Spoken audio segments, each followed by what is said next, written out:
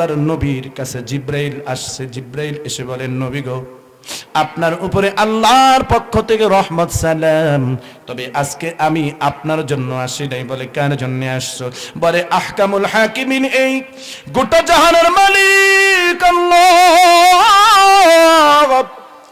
আমাকে আজকে পাঠাইছেন একজন নারীকে সালাম পৌঁছানোর জন্য। আল্লাহ সালাম দেয়। কে সেই নারী? বলে ওই যে আপনার ঘরের মধ্যে বৈশা আছে সে। বলে কে? ঘরের মধ্যে তো খাদিজা ছাড়া কেউ নাই। কই এই খাদিজার উপরে আমার আল্লাহ সালাম পৌঁছাইছেন। একটু আওয়াজ করে বলা যাবে কি সুবহানাল্লাহ? আমার ভাইয়ের, আমার বন্ধুরা, বলে খাদিজা তোমার মর্যাদা সম্পূর্ণ হলেন 5টা মৌলিক গুণের কারণে গো মা। 1 নাম্বার স্বামীর খেদমতের কারণে, 2 নাম্বার স্বামীকে খাদিজা সাহায্য করতেন, 3 নাম্বার স্বামীকে অন্যের কাছে কখনো ছোট হতে দিতেন না, 4 নাম্বার স্বামী অপছন্দ করে এমন কাজ কখনো করতেন না, 5 নাম্বার হলো স্বামীর কথা অমান্য করতেন না, স্বামীর জন্য সব সময় দোয়া করতেন। সুবহানাল্লাহ। এজন্য বলি মা, এই 5টা স্বভাব আনতে হবে। যে কথা বলতেছিলাম, আল্লাহর নবী বলেন 3 শ্রেণীর মানুষের জন্য আল্লাহর জান্নাত হারাম। 3 নাম্বার হলো, 1 নাম্বার হলো নেশাখোর, 2 নাম্বার হলো দায়ুস, 3 নাম্বার হলো ওয়ালা আক। ওয়ালা আক বলা হয় ওই সন্তানকে, যে সন্তান তার বাবাকে কষ্ট দেয়, মাকে মারে, আছে না নাই? জোরে কন। এরে আমার চরকা শাবক এলাকার মুসলমান, আমরা কিন্তু আসমান থেকে ফুটা হইয়া পড়ি নাই, জমিন থেকে কিন্তু আমরা কলা গাছের মতো হই নাই। এই পৃথিবীতে যেই মানুষের মতো, এই পৃথিবীতে আল্লাহ তাআলা আমাদেরকে যেই দরজা দিয়ে দুনিয়াতে পাঠাইলেন, তার নাম হলো মা আর বাবা। আওয়াজ দিয়ে বলেন কে? এ ভাই জাননি, মা হলো সেই মা নিজে খায় না, সন্তানকে খাওয়ায়। বাবা হলো সেই বাবা নিজে সুন্দর পোশাক পরে না, সন্তানকে সুন্দর পোশাক কিনিয়া দেয়। মা হলো সেই মা যে সন্তান অসুস্থ হইলে হুঁশ থাকে না। ঠিক না বে ঠিক? জোরে ক। এ মুমিন মুত্তাকিন মুসলমান ভাইয়ারা, আজকে সেই মাকে আমরা কষ্ট দিই।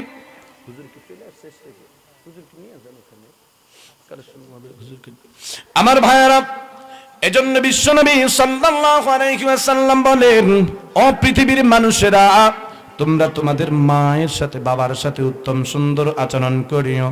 মাকে কষ্ট দিও না, বাবাকে কষ্ট দিও না। যেই সন্তানগুলো বাবাকে কষ্ট দেয়, মাকে কষ্ট দেয়, মাকে কষ্ট দেয়, মাকে মারে, অপমান করে, ওই সন্তানের উপরে আল্লাহর পক্ষ থেকে লাআনত, ওই সন্তানের জন্য আল্লাহর জান্নাতটা হারাম। আমার ভাইয়ারা, কিয়ামতের পূর্বে এমন কিছু নারী বের হয়ে যাবে না মুমিন, যারা স্বামীর গায়ে হাত তুলবে, শ্বশুর শাশুড়ির গায়ে হাত তুলবে। মাঝে মাঝে ফেসবুকে বা পত্রিকার মধ্যে লেখা দেখা যায়, আহারের বৃদ্ধা শ্বশুর শাশুড়ি, তাদের গায়ে কিছু মহিলারা আঘাত করে। আমি ওই মাকে বলবো, ওই বোনকে বলবো, বোন মা, আজকে তোমার যেই স্বামী তোমাকে কাপড় দেয়, স্বর্ণ অলংকার দেয়, এত সুন্দর বাড়ি ঘর কইরা দিয়েছেন, এই স্বামী নামক পুরুষটাকে তিলে তিলে যারা বড় করছে, তাদের নাম হলো শ্বশুর আর শাশুড়ি। ঠিক না বে ঠিক? জোরে কন। ও মা, তুমিও কিন্তু একদিন শাশুড়ি হইবা। ও বোন, তুমিও কিন্তু একদিন শাশুড়ি হইবা। তখন তোমার পুত্রবধূ যদি তোমার সাথে আচরণ খারাপ করে, তোমার তো বড় খারাপ লাগবে। এজন্য বিবেকের কাছে প্রশ্ন করি রেখে গেলাম রে বোন, কখনো শ্বশুর শাশুড়ির সাথে খারাপ আচরণ করিও না। তবে এক পার্সেন্টই ওয়াজ হবে না, ওয়াজ হবে নিরপেক্ষ ইনসাফ ভিত্তিক। কিছু পুরুষ আছে, শ্বশুর শাশুড়ি আছে, পুত্রবধূর সাথে জুলুম করে, যৌতুকের জন্য বিভিন্ন রকমের কৌতুক করে, আছে না না? এগুলো হারাম, এগুলো হারাম। আমার ভাইরা, দায়ুস মহিলাদের 12 নম্বর স্বভাব হলো তারা কারণে অকারণে বাজার আর দোকানপাটে ঘোরাফেরা করে। কথা বলেন ঠিক না বেঠিক? সাবধানে থাকিও নারী পর্দার আড়ালে, হাদিসে হারাম লেখে অন্যে দেখিলে, সাবধানে থাকিও নারী পর্দার আড়ালে। বেপরদা বেহাইয়া নারী ঘরে তারা বাজার আর বাড়ি বাড়ি, জান্নাত পাবে না তারা লেখা কোরআনে। সাবধানে থাকিও মাগো পর্দার আড়ালে। শোনো নারী বিনয় করি তোমরা যাইও না পর্দা সারি, সুপারিশ করবেন না নবী দায়ুস হইলে। সাবধানে থাকিও নারী পর্দার আড়ালে। এরে পর্দার অন্তরালের মা, দায়ুস নারীর আরো 4টা স্বভাব।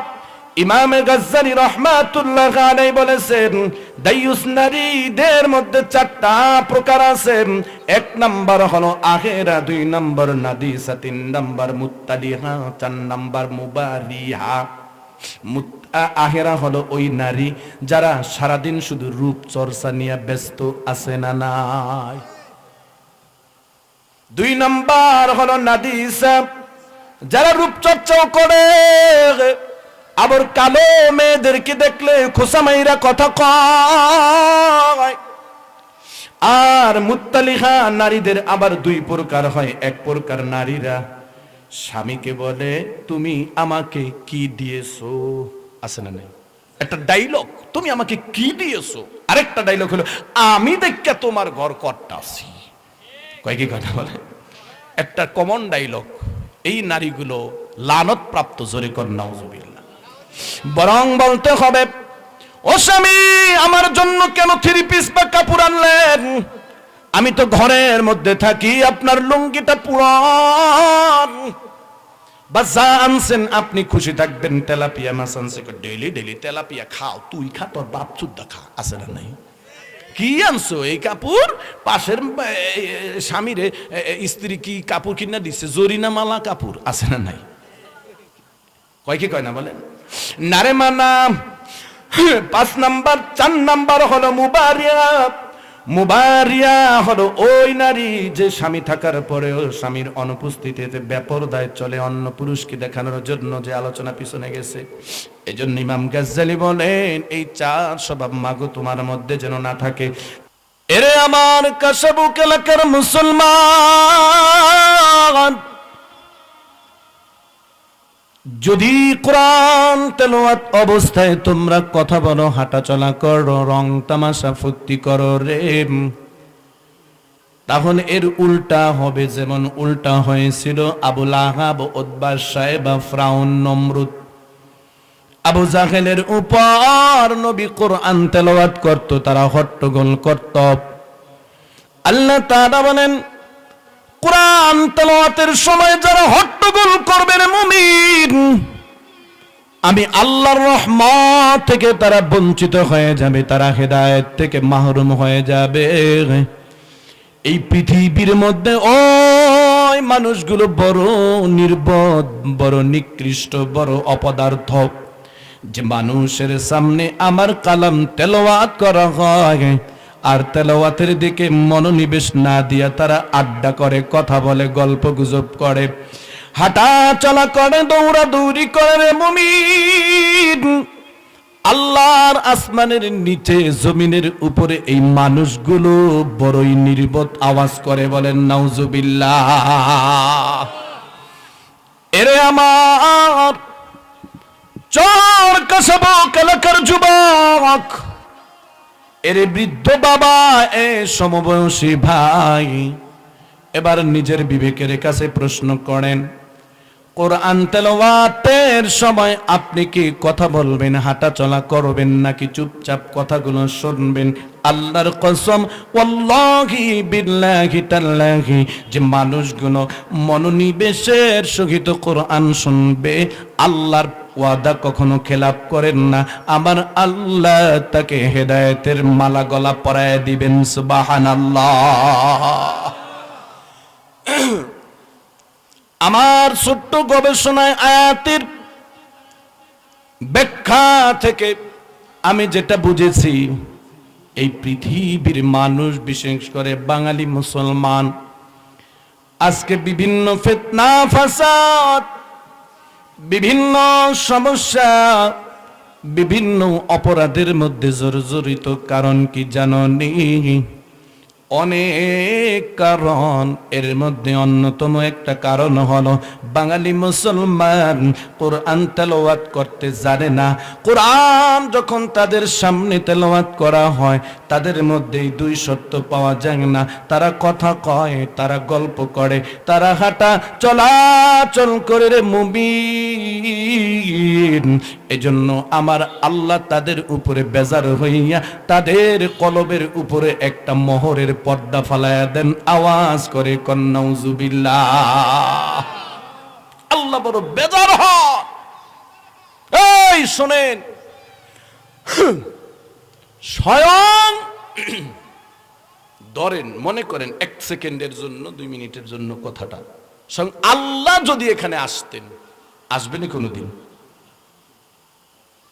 আর যদি তিনি তেলাওয়াত করতেন, তাহলে আমরা যদি হাঁটতাম, চলতাম, এই করতাম, সেই করতাম, আল্লাহ কি খুশি হইতো?